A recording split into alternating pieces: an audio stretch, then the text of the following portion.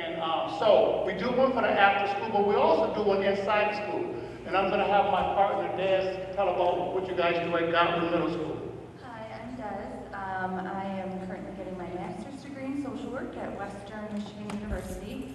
I work in school career progressions program in Godwin Heights Middle School. We are currently partnering with their social studies class with the 7th graders. And we go in every Tuesday and we teach our resiliency workbook. And we focus on teaching them not to give up with goals in family, community, and school. So we work with kids that kind of gave up. So we help them set some goals for homeschool and community and to be resilient. So we're going to talk about that right quick. Next slide, please. We came up with this formula called CARE. And I don't have to talk about caring for you guys because you care because you're mentors. But in this particular text, the CARE means care in relationships, aim for a goal, reinforce the positive, and encourage and praise students. Next, please. C, caring relationships. Caring relationship develops when students talk and there's mutual respect between you and the student. Remember that most of the kids that we mentor have not practiced a respectful relationship with another adult. So be patient and remember that respect builds self-esteem and in turn encourages youth to learn. Next, please. Relationship is important. Your relationship with the kid may be the only reason why they come back to school. When I was in the 5th grade, I came back to school because there was one teacher named Miss Bennett. And it was just because of Miss Bennett that I came every day. It's going to be somewhat hard in first establishing a relationship with kids because respect is a learned behavior. So you may love them and encourage them. It's going to take a while for them to warm up to you. But your skills and your care for the student will break through. So it all really starts with small conversations and really finding out what the student likes. Ask open-ended questions, find out what their interests are, things like tell me more, why do you think about that? And remember the conversation is for the youth, so focus on their interests. Next slide, please. And then listen carefully, pay attention to their strengths, their talents, kind of pull that out of their conversation. Keep eye contact and maintain positive body language. What's interesting now is the social media.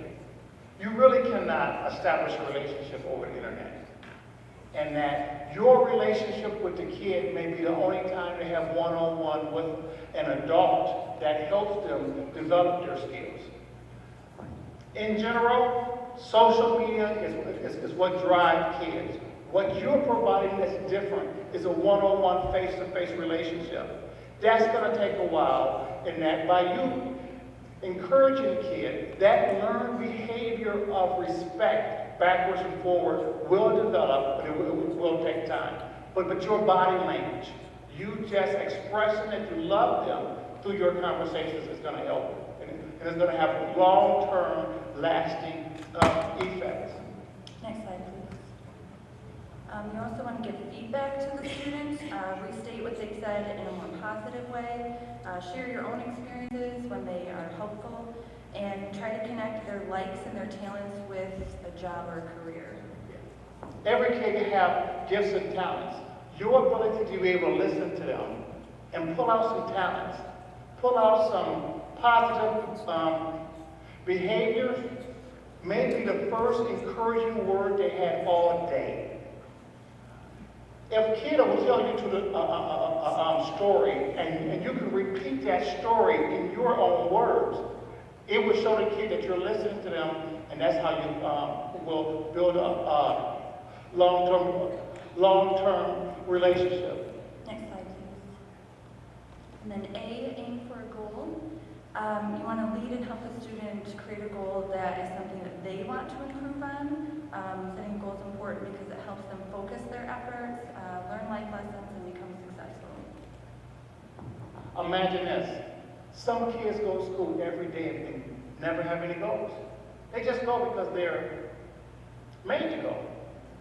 Your ability to be able to listen to the kid's story, find some talents they have, turn a conversation about what the kids like, and if you can find some of their gifts and talents through their story, and then help them set a goal for school. Some goals could be just come to school every day.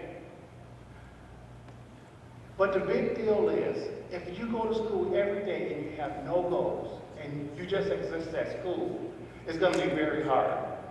The mentor ability to be able to leverage your relationship to say your goal could just be answering one question every day in class. That would be a big start. Your goal could be just completing one assignment in each class. Those small goals will lead to long-term progress for the kids. Next slide, please. And then you want to encourage the students to set a school goal for their future. So ask them to imagine completing this goal. Ask them how they will feel after this goal is completed, and what things do they want going to have to do differently to achieve the goal. What's harder sometimes is seeing something positive over all the negative. So school is not going good because my grades is not good. Home life is not that good. If you can paint a picture for the kid of their positive future, without the negative stuff they're currently going through. So that's the goal right there. That if all the problems wasn't there, how would you feel? That you have a positive view of the future, it would give the kids the encouragement to pull themselves through the educational system instead of us trying to push them through because you got to go to school. Next slide, please. And then you want to have the students repeat the following. I have talents and abilities to succeed. I will bounce back from setbacks to improve, and I see myself reaching my goals. The big one is in the middle. If I've been suspended several times, and sometimes I interpret myself through my failures, and I don't try again. This is to produce the mindset in kids that I was born with talents and abilities to succeed. I will bounce back from setbacks and improve. And I see myself reaching my goal. Of course, again, seeing yourself reaching your goal is seeing yourself beyond your problems. And we want to stress that setbacks are normal. To teach them that it's normal that they fail, it's normal if they have setbacks, but people who succeed set goals and try to achieve those goals. I failed in third grade. That was a setback. And I did kind of take that personally. We need to teach kids that everybody has setbacks. And if you can share some of your appropriate setbacks with kids, then that will encourage them to listen. I can overcome this too. So if I do the test and if I get fell in this grade 2 or 3 times, I'm going to interpret that I can't do good at school. Maybe I can't be like Johnny who get all A's and B's. The goal here is, no, it's okay to have setbacks, but let's look at how to bounce back from your setback. Next slide, please. And a process we use at Progressions is called SPIN, and it turns setbacks into success. Yes, this is a huge one. So we have kids, first of all, they come to us because they're in a legal system. And I'm speaking of our after-school program. They have given up. So they may have got suspended from school over and over and over again. And being suspended is the norm. They may have poor attendance at school over and over again. We had to stop and say, look, that's a setback. You can go to school every day. You can complete some assignments. So even getting a kid to stop and say this is a setback is huge. And the second one is P, plan for a goal. If you can teach the kid, it doesn't matter how far you set back, let's plan to make some small improvements. And that's what it is. And just as Dr. Ryder said, some kids never ask for help. So in your plan to improve, seek and ask for help, but also take action. Some of the kids just get an alarm clock. They may have an alarm clock, you just never set it. And then again, the last one, new outlook. Your future look good. So even though you failed the third grade, you're going to pass it this year, and then you're going to go to 4th grade, and you're going to graduate from college. Next slide,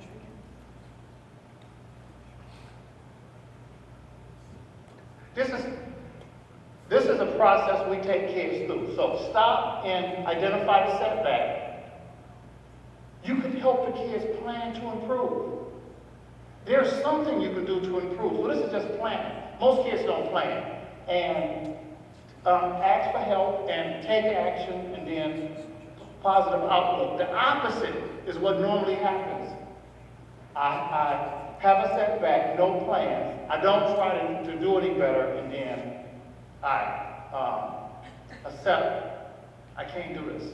And then you create that mindset of, I just give up. Next slide, please. This is more the same that One Wyoming can provide this to you. You can have kids put their plan in the blanks. It's a worksheet. Next slide, please. And then for R, reinforce the positive. Setbacks and challenges are just ways to learn. Everyone fails, and you just need to learn from that mistake. And learning from those mistakes can help you reach your goal. Any basketball player or sports player that the kids like, they don't win every game. And if you can explain to kids, your failure doesn't mean that you're dumb or you're not learn. But your failure does mean that you need to put forth more effort.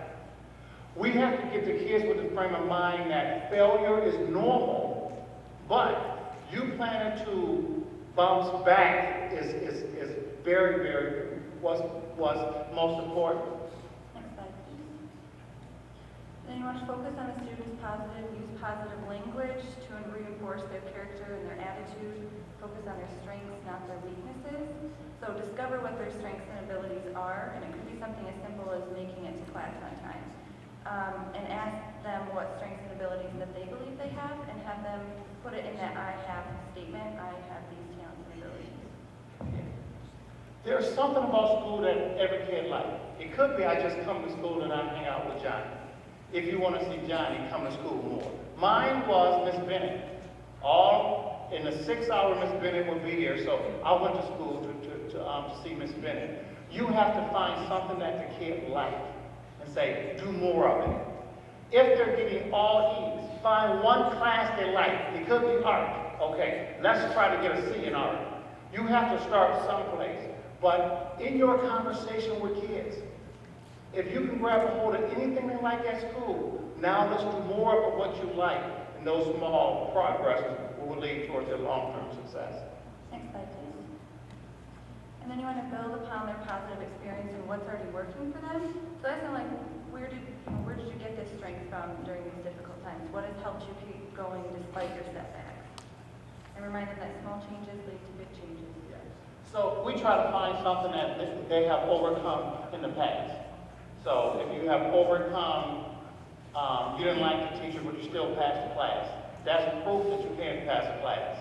Find something that they're good at and make that a champion for the students to improve. Next slide, please. And then E, encouragement and praise. The term encouragement means to put courage back into a person. The student may have been discouraged by setbacks, poor school performance, stresses in life. That's why our relationship with students is so important, because significant learning takes place when there's a significant relationship. Yeah. One of our jobs as mentors is to encourage kids. So I'm discouraged because I failed in 3rd grade. I don't understand this math. So because I'm discouraged, I don't have the courage to try again. Our job as mentors is to take the courage and put it back in the kid. Listen, you just got to put in more hours. Research does say that the more effort you put in it, the more you will learn. And that so that Johnny probably can do it in 15 minutes is okay if it takes you 45 minutes. But you just got to put forth the effort. Next slide, please.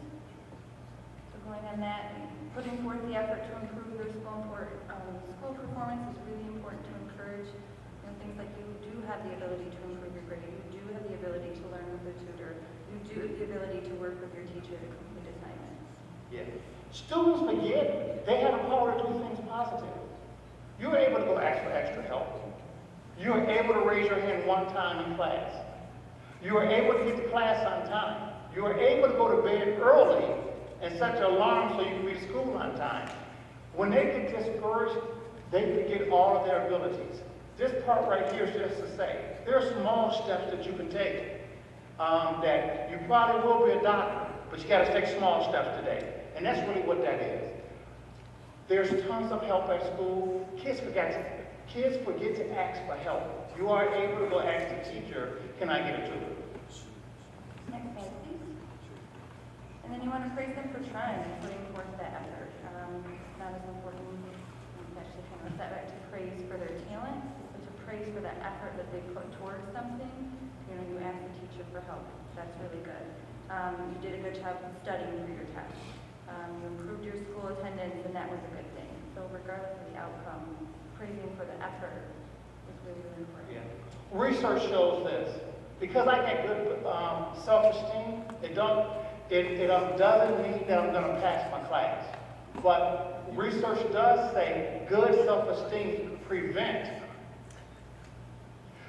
delinquency and bad attitudes.